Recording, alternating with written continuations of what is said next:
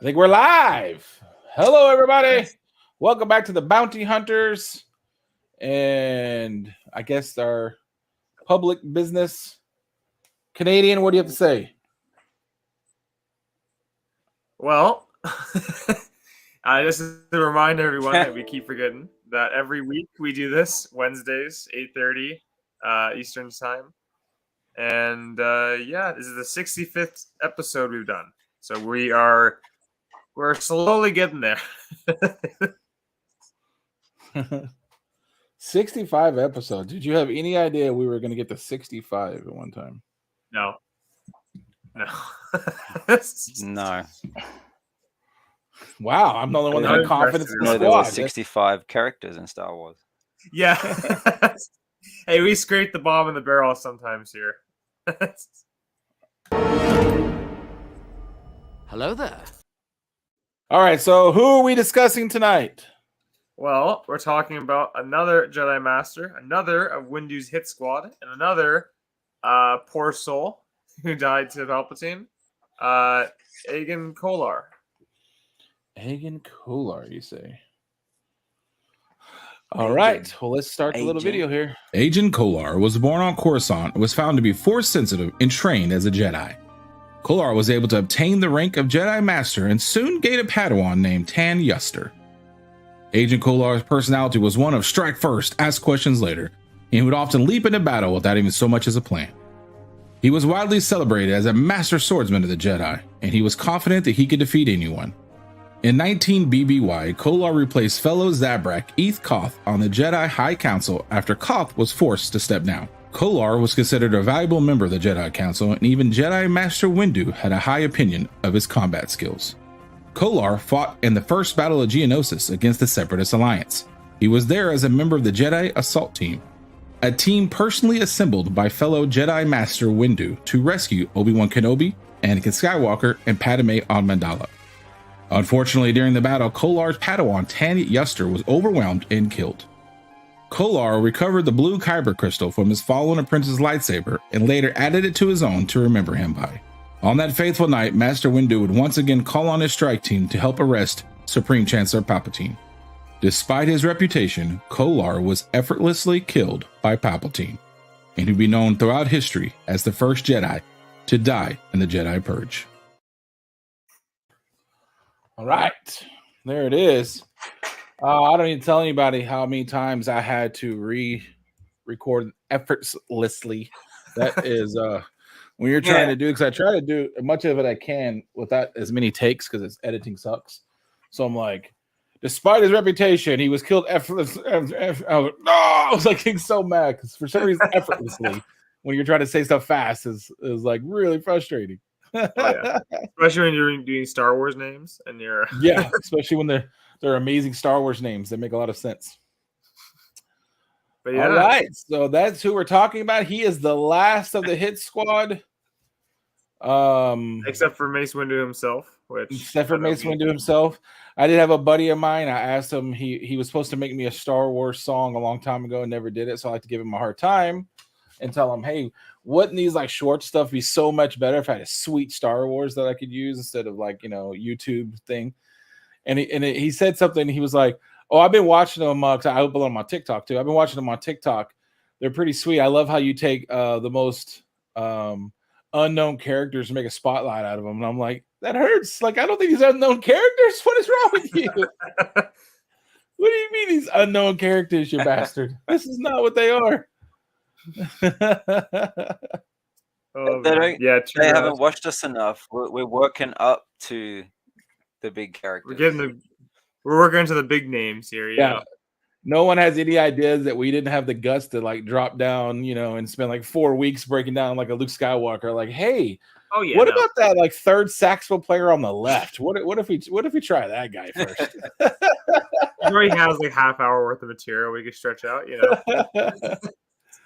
Hey, all right. So right off, people have character spotlight on these guys. Yeah, who's gonna talk about this character really? But we are. And the first thing about to bring up the fact is when we were researching this character, obviously there's some confusion with the other Zabrak, Eth Koth. And it's kind of not intentional, because when looking into it, the story goes is that they were going to use Eth Koth for Attack of the Clones, but they had the new makeup and costuming and such. And when they had finished it all, they realized that it looked actually a little too different than the first movie. So they just said, screw it, we'll make him entirely new character. And then that's how we get this character, which is, that's the most Star Wars thing ever, basically. And I'm not going to, because E. Koth or whatever, he has about less information than this guy has. So I'm not going to give up, but they did him dirty to explain why he's no longer around. They kind of did him dirty, and we'll get into that because I'm sure we're going to spotlight him in a very near future. So I'm not going to give it away now, but it was some creative, like, wow, that sucks, bro, kind of writing that got him out of the Star Wars world. God. But for this character, at the very least, a much more in-depth fighter, and he's almost very rigid as well, like how Mace Windu is with like the Jedi Order. I actually read that I forgot which book it is, but they had said that he was more out in like the Hutt world because of his propensity, I guess, to pull out the sword first, and not like the greatest Jedi to ever live, Kenobi, who was like, you could be in the middle of a war that's lasted for 2 weeks, and if somebody said, let's talk about it, let's talk about it then. And not this guy. He would pull out the lightsaber first and go at it. So they were like, yeah, we probably should get him away from the core role. Let's put him out there with the Hutts when nobody really knows what's going on, and he can be super aggressive out that way somewhere. Head first, ask questions later. And he sure was. And he was out there with the Hutts a few times in the books. Yeah, he actually has some. He doesn't have a ton of, again, as there's more of these characters we cover. They don't have a lot of material, but this character specifically has some really good moments across their different appearances. But I would say most of his good moments are more about what he did in comic books and things like that, more so than anything, No, like he had the 2 live action appearances. We'll cover all that stuff, but very limited. He even doesn't even he actually doesn't even appear in the Clone Wars. He only appears in one episode, and it's the vision to Yoda. So he's not even present for the 2008. I mean, he's technically in the Clone Wars that will not be mentioned. He's in that one. Sorry, Disney. I know you don't like it when I talk about it or say anything. Even though I'm not calling anybody out, but when you guys strike me or warn me about my content, I'm getting those videos from somebody off of YouTube. So I don't know why you're coming at me instead of the people I got them from. But neither here nor there. I'm not here to call any other creators out, but I'm just saying. I didn't get them out of thin air. But he was in that. And other than that, it really seems bad. Like, we're gonna get a lot more into cool stuff when we go to the comic books, but for as far as what Daddy Lucas wanted to do, it really seems like they gave him this little quick backstory. In the movies, don't really get it, but they gave him a quick little backstory to make it seem like that was their way of making what Emperor Palpatine did to the Hit Squad even more amazing, except for it really doesn't. Like, I've seen a breakdown of, and I guess we can kind of talk about it a little bit since now we've covered all 4 of them. I've seen a breakdown, and I've seen people use the excuse of one, which I think is a valid excuse. They didn't know that he was 100% that he was the head of the Sith. They didn't know it. Okay. So they were taken off guard by that. They thought they were going to arrest a corrupt politician. Then I've heard what do they call it? Like the Sith scream or something like that. Like, you hear him at the beginning, he goes, ah! It goes at him. And this is some Force story that like it feeder into the heart of your enemies and freezes them or something. This is another reason why what happened.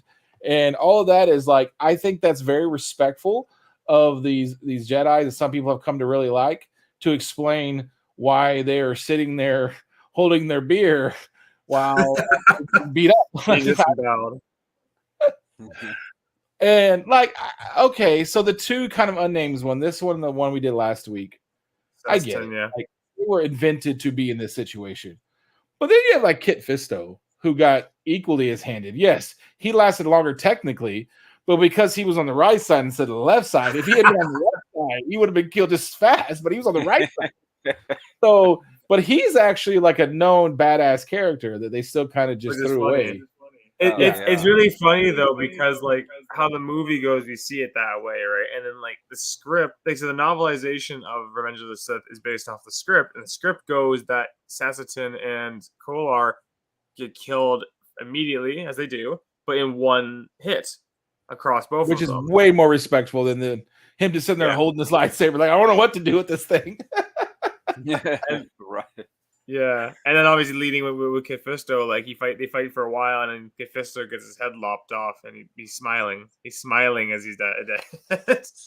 Well, in the comic, he hits them both. Yes, in the comic, they actually show the scripted version, which is interesting, given that, you know, I guess they wanted to save on panels probably for the comic. They didn't want to draw another one.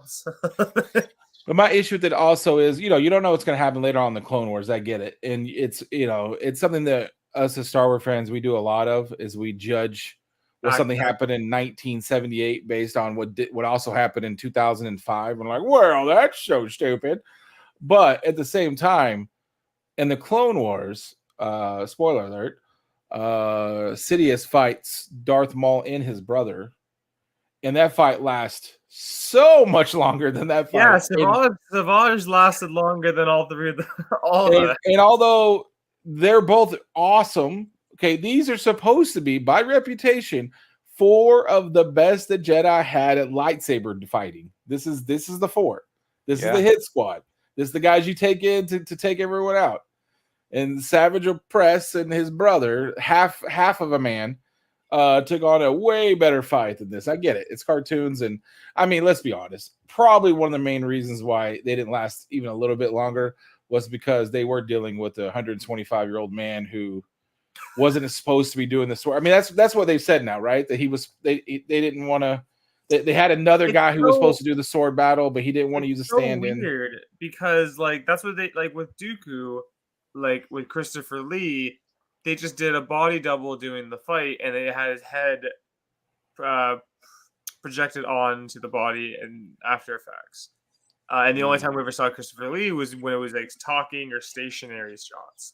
Yeah. So I don't know why they didn't do the same thing here, especially given that like in the same movie they did that with Dooku already. And what I have seen and read, that was the plan. And at the last second, he called an audible and like, what can you do? And gave the guy like an hour to come up with what you can do in this fight scene. And that's what they came up with. And it's so interesting. Funny. It's sad because it's so awkward to watch. It's like, as I said before, Harrison Ford running in the second Blade Runner is just hard to watch. And I still love it. And they put an animation to this one day where they kind of, what's that word?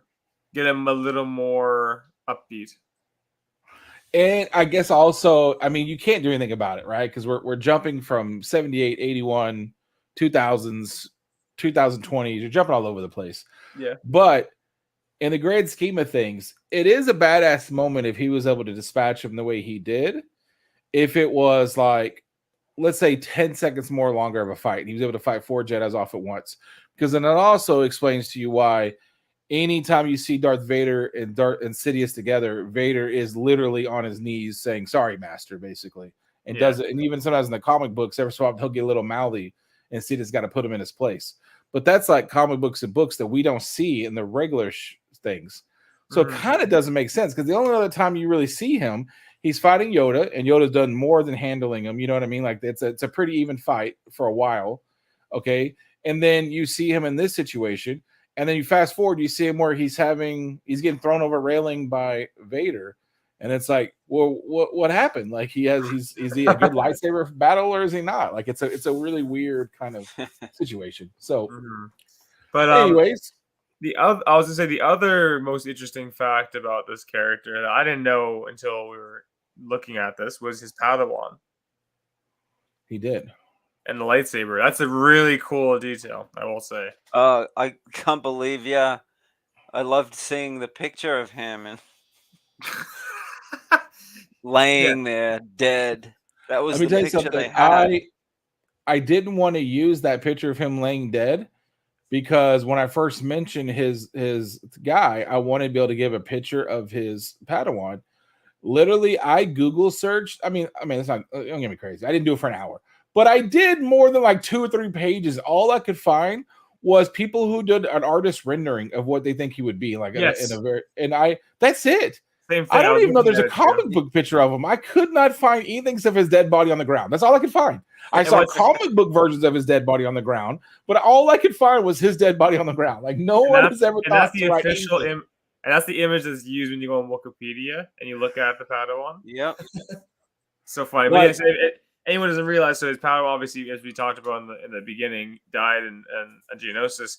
But if you notice, Kolar goes from having a green lightsaber to a blue lightsaber, and also back to a green, because he took both crystals and put them inside the lightsaber. And what was the? Do you remember the mechanic behind it? What it was? It just says, I'll just read it straight from here because I don't remember exactly what when I was researching. But it says he builds lightsaber such a way that it used dual crystals, which allowed the color of the lightsaber blade to ignite with either his green or his deceased student's blue blade. Mm-hmm.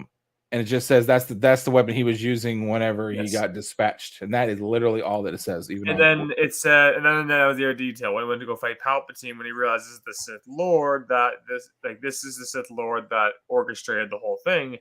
He used the blue blade to try and avenge his Padawan. I found this. Yes, that's a good image there. But it doesn't really show. Does he have 2 buttons so he can switch between the buttons? That's kind of cool. I guess. That's pretty cool. Yeah. He's got the ivory handle. Holy crap. It's been at least 5 years since I've seen this person. I didn't know he still lived. Dennis Tran, ladies and gentlemen. And just in case everyone missed it, there's there you go. That's it. Now, if you're a child who is reasonably this age, around the 90s even probably, or maybe late early 2000s, and you have darkish hair, there has to be 3,000 kids that can claim they were actually the Padawan in this movie because don't know nobody what it looks like. That's all you got. But you can say that's me. Oh yeah, that does kind of look like you. Cool, you were in Star Wars, like. So funny.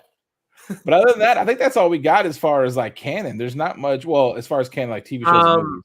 Yeah, so more or less the some of the other character beats with him come from the comics, which obviously we'll be talking about. But in terms of in movies and shows, he doesn't appear in anything. He literally does not, other than episode 2 and 3. He appears in the one episode of the 2008 Clone Wars, and it's just a vision. And then 2 chapters of the 2003 Clone Wars. So he's very, very sparse character in live action and animation. It just if you see the Jedi Council, then he's just there in the background. It's like Jabba's palace, The classic for over the shoulder. Over the shoulder cameos. I wonder if we have an over the shoulder cameo in one of the comic panels. I can't not remember. But otherwise another character that's one of the ones you had where they don't have a ton going on, but you think they would have more given their role. Yeah. So I guess that's it. Are you guys ready to jump into the other items, I guess? Yeah. Let's see what we got. Mm-hmm. So yeah, Agen Kolar. And look, like I said, like I was getting ready to say, I always make sure for all of them, I put in the full walk. Like I almost did it from when they talk to Anakin, they get on the ship and go there. Because the amount of swag and the amount of arrogance, at least that Windu has when he's walking down that thing. That's so good. My man is doing all his acting to look like the biggest shaft. I walk with the biggest lightsaber in this place. And and his other members of his squad, same way. If you watch them, they have all the confidence in the world. So although it is sad, it is pretty hilarious. Like they barely have a chance to ignite their lightsabers, and then they're no longer with us. That's pretty cool. image. I think it might be a coincidence, but this episode 65 of our show, that picture is from Star Wars Republic, which I believe is issue 65. Oh, is it? Look at this guy putting all the dots together, ladies and gentlemen. Now, also on top of that, what Great would story, be by the way. Order 66 would technically have been the next step. All right. Episode 66. We'll have to This adjust guy, it. all of the dots are being lined up. Mm-hmm. Look at you trying to jump into my carrot spotlight. How dare you, sir? Absolutely. That's Someone a did some saying. extra legwork, and I noticed, so I had to include it. Yeah, so as I said there on the left, they are all the movie TV appearances, as we mentioned them already. And on the right, is the comic appearances. So Attack of the Clones issue 4 is his first appearance, showing up at Geonosis. He appears in a couple of different issues of Republic, as well as the Shock T one shot and Tales 14. Wait. So is this his canon first appearance? He has no canon appearances. He has 0. And So I thought he did in that issue. We've been covering for the past couple of weeks, where it's Vader, issue 25 of Vader. I thought that was him there, but no, that's Koth, not Kolar. So he has no canon comic book appearances. All right, but you do have this first appearance as far as Legends goes, right? Yes. Which I know. Hold it.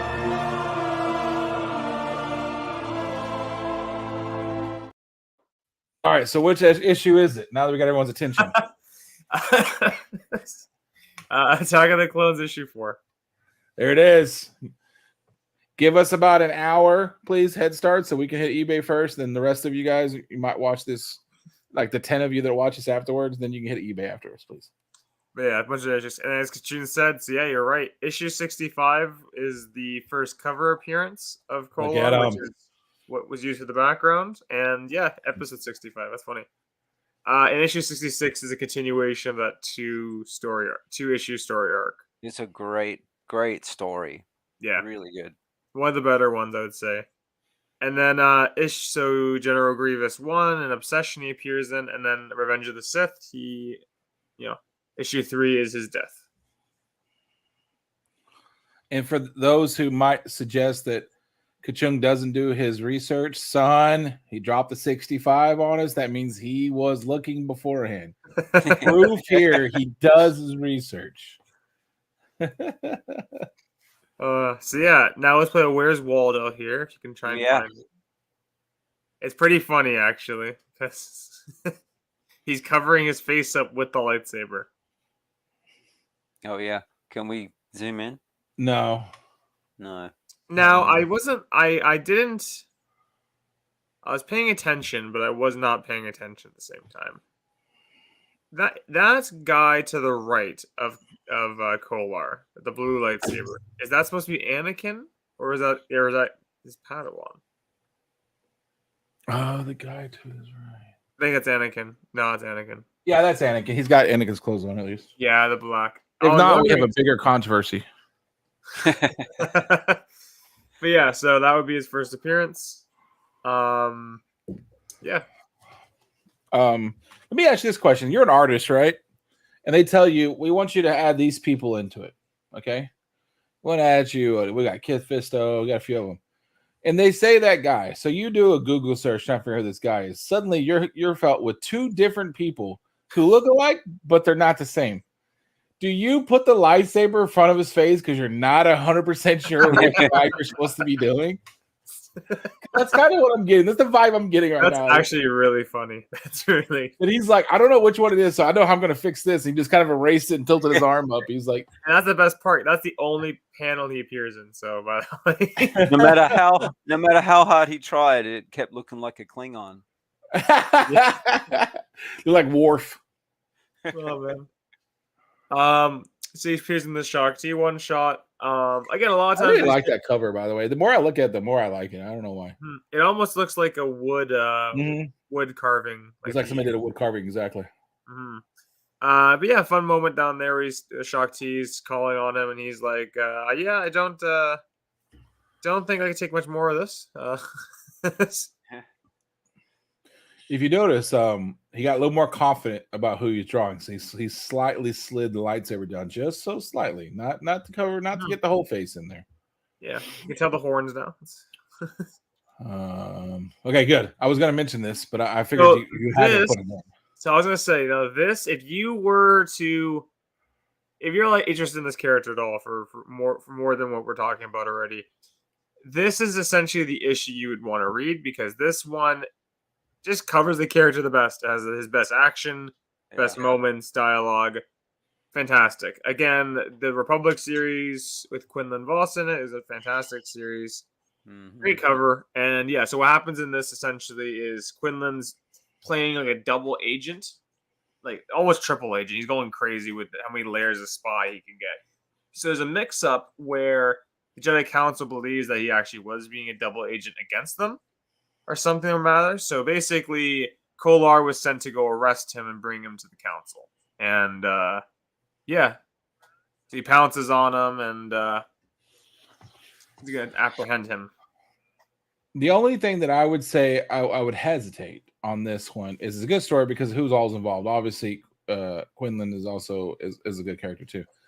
Is that he's pretty cool in there, where he's like, yeah, you're a Jedi, but they say come back, so you're dead or alive, you're coming with me, kid. Is kind of what he's doing. It makes you like him, you know what I mean? And then in the back of your head, you're always thinking about the fact that he got plunged. He got one-shotted. You know what I mean? Like, it's still, no matter how cool he is, you're like, yeah, but at the end of the day, you got one-shotted, bro. Like, I don't know what to tell you. This is a great moment. The lady with him shoots at Kolar, deflects, and he's just like, stupid. I mean, look how smooth that is, where he deflects it right there. He's like, it's like a no-look pass. He's not even really taking it seriously. He just kind of deflects it without really paying attention. So uncivilized.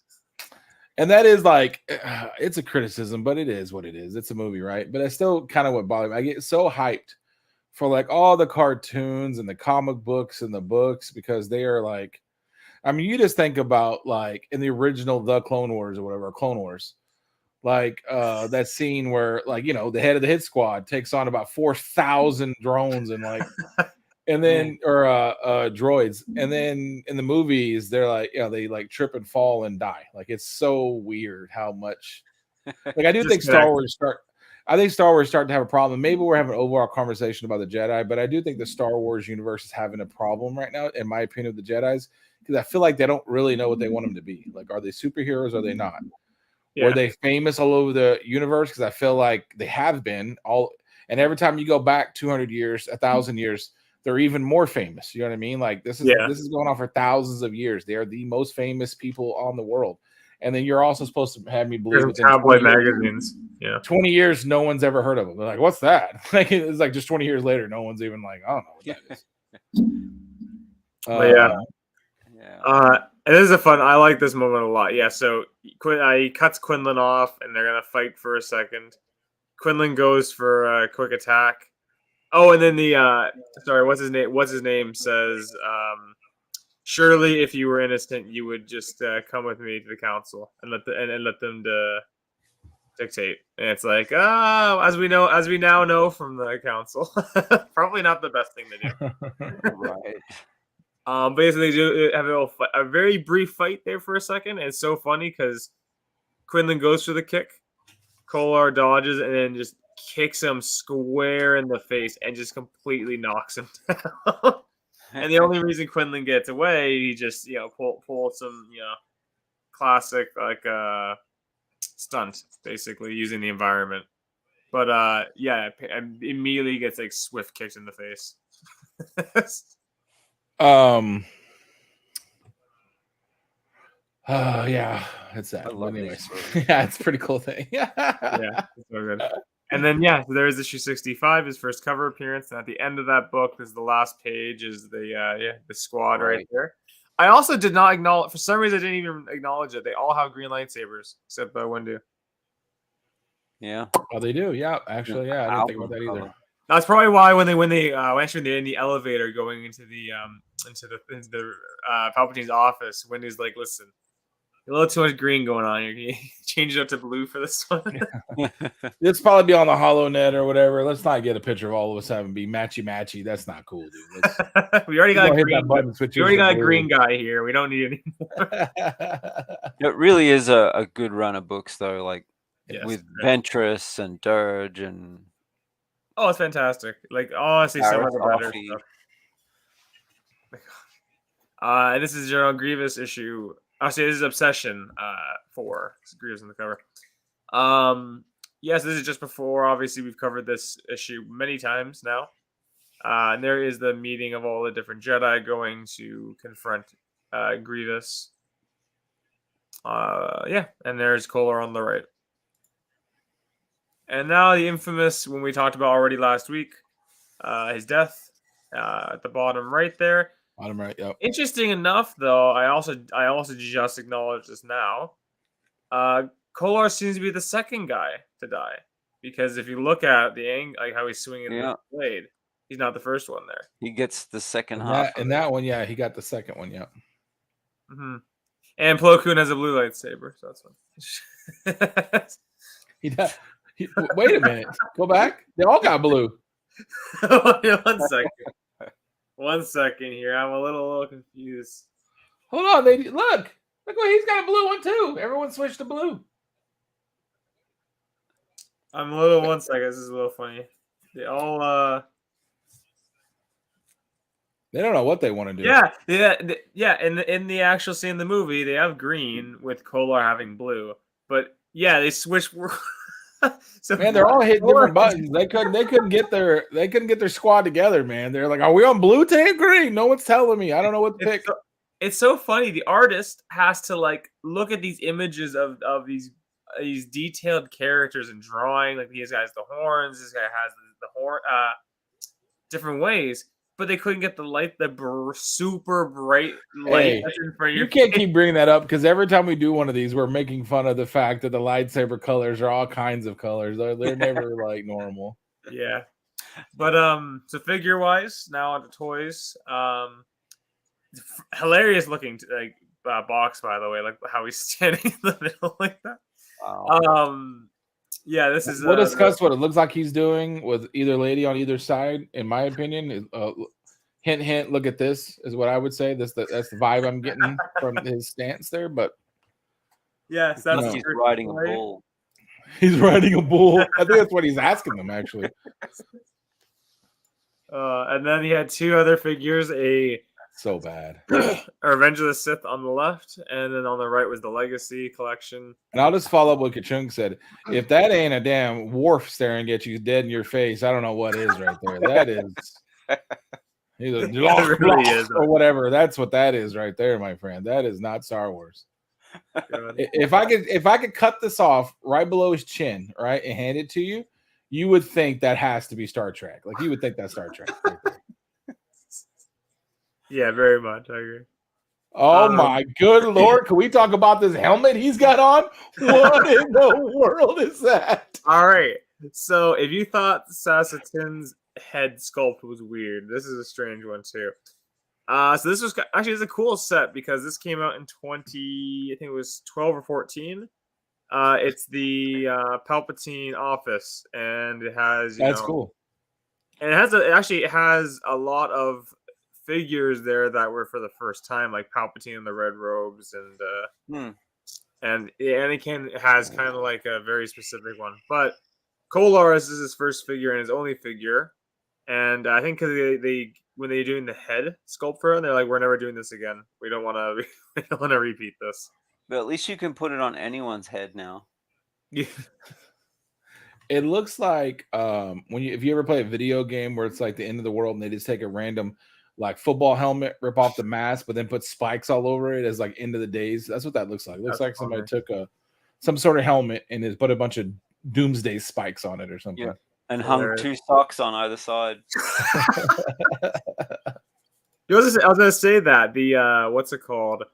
Yeah, like Darth Maul is Abrek as well, but like the Lego figure for him is fine because there's no hair. He doesn't have like this huge thing of hair coming right off. Yeah, that's probably. How do you do that weirdly? Uh-oh. Double news. Whoa. All the news. What do we got? Oh, good So, Lord. the last episode of Bad Batch came out, and it was focused on the Wookiees, on Gungi. Hey, you I can't be have doing that. You can't be. You got a spoiler alert on that. You can't just be talking about A this. week ago. No one's even watching Bad Batch. It's fine.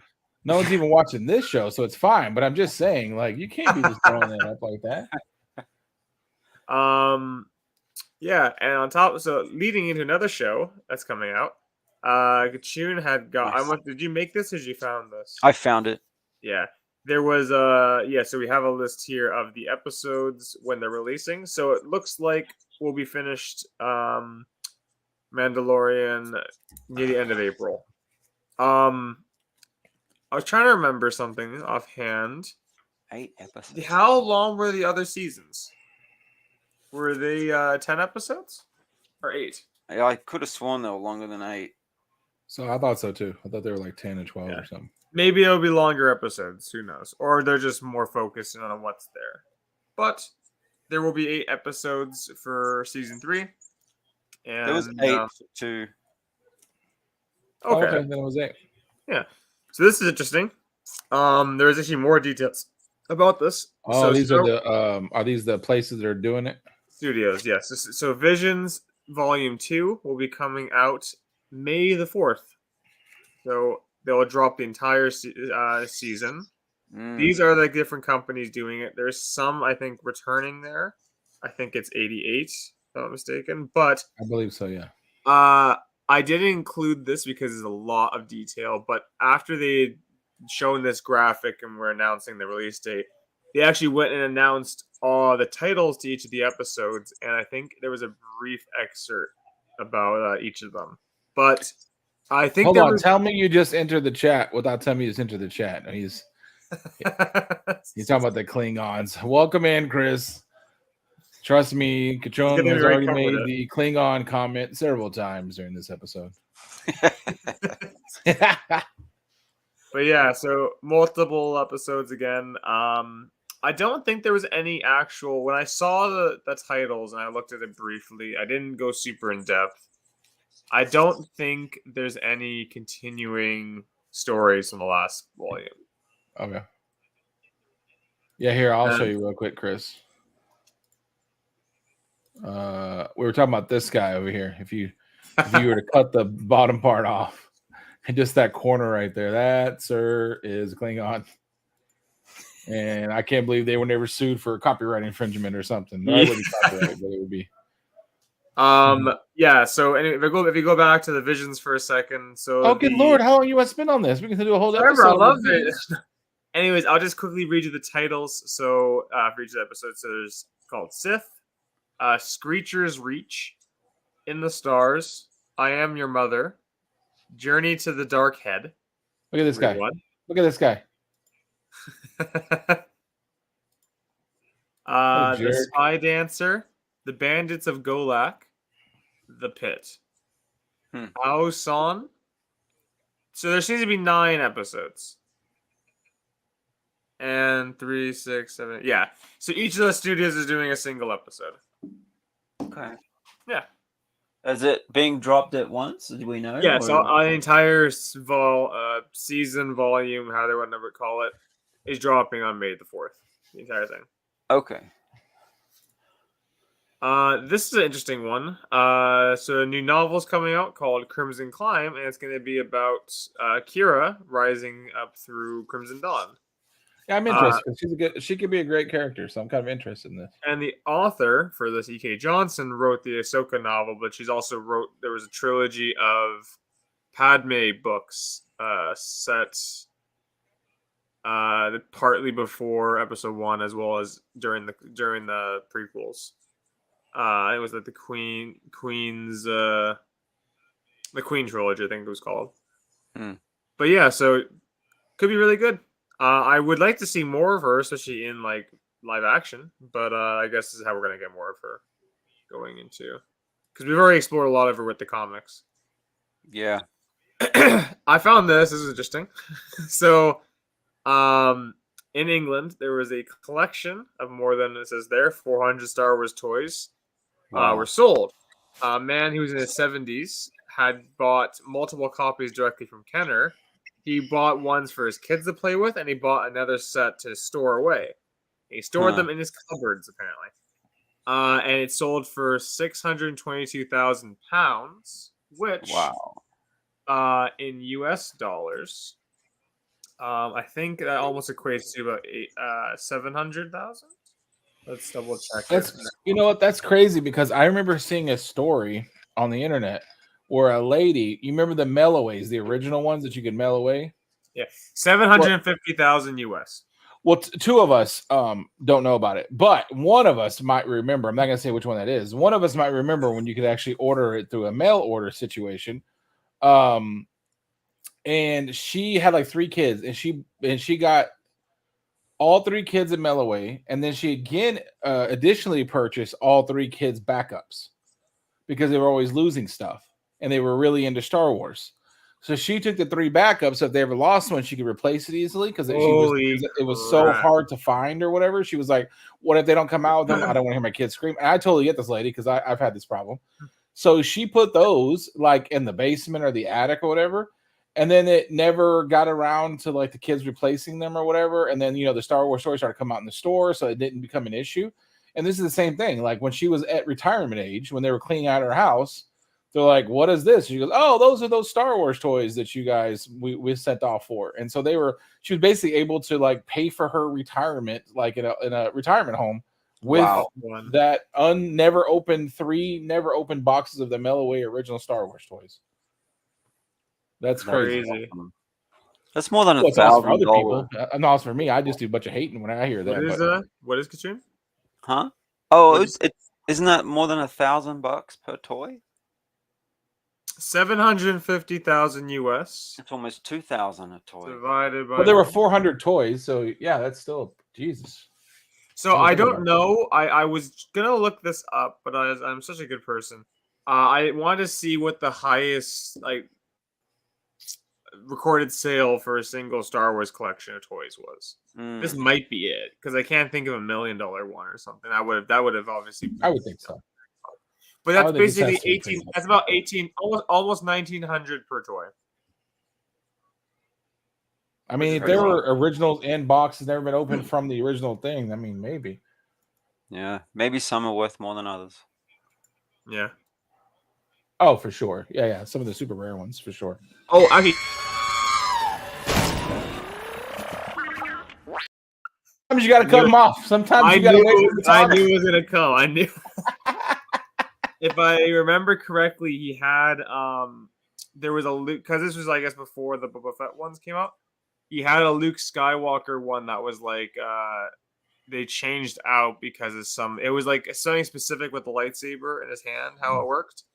But yeah, he had that, and that was like that one was like extremely expensive. Yeah, actually, there were probably 2 or 3 that made up like 30% of it. That one by itself was almost £12,000, and he had 3 of them, which is just crazy. All right. Yeah, for recent comics though, so we have Volume 3 of the Legends Epic Collection. Kenobi covers the end of the first volume of Star Wars from Dark Horse, as well as some other random issues like Jedi Quest 1-4 and the Jango Fett and Zam Wessel one-shot comics. Okay. Yeah. Darth Vader's 31. I really like the cover B on the right there. Yeah, they're both great. That's the pretty smoke's cool. a little weird though to me. It looks a little like computer generated almost on the left. Well, aren't we picky? Yeah, we are. Is it Raza? Yeah, same cover artist. On the left is the Black History Month variant with Janna from Rise of Skywalker. And then on the right is the that's why I couldn't pick her. The 40th anniversary variant for Return of Jedi. 5 of 40 covers. So many options, and you go with a character that I have to remind you who she is. Interesting choice. Okay. Yeah. Like Hidden Empire. There's a lot. Okay, so issue A, cover A is on the left. B cover's in the middle. That B cover is fantastic. I love it. I think it looks Not bad. terrific. On the right is the Black History Month variant with Finn on it. You know, I got a soft spot for the Garbage Man that they did so wrong in that thing. It still pisses me off. There's almost not another character that I go ape shit and demand people read a book other than Finn. When somebody goes, Finn. I'm like, no, Finn. They did him wrong. On the left is the connecting variant that they were doing. In the middle is that I can't remember what they were calling that one. It's the Shutter one or whatever. Okay, is there somebody at Disney that just says, you know what the problem with Star Wars is? They just didn't have enough pop of color. Because I feel like everything that's like modern about Disney is this like crazy, super saturated up pastel colors. It's really weird. Yeah. It's like I don't know. It's weird decisions they make with some of these. It is. And on the right, this is a weird one. It's a video game cover, they call it, and it's I forgot that game existed and is coming out. I don't know. Is Hunters, Star Wars Hunters. Oh, I don't think I know about that. I probably do. I just forgot. It's going on the Switch.